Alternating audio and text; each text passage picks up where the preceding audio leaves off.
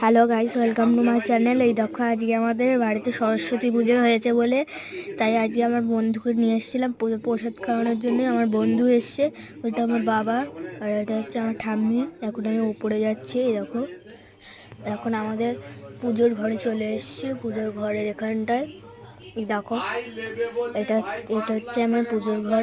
এখানে এই দেখো, এটা হচ্ছে আমাদের সরস্বতী ঠাকুর। এইটা হচ্ছে আমাদের সরস্বতী ঠাকুর পুজো হয়েছে, দেখেছো?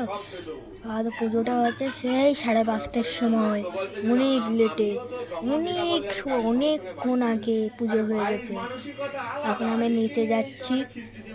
আর এই ব্লগটা যদি আপনাদের ভালো লাগে, একটা লাইক সাবস্ক্রাইব করে দেবেন। টাটা।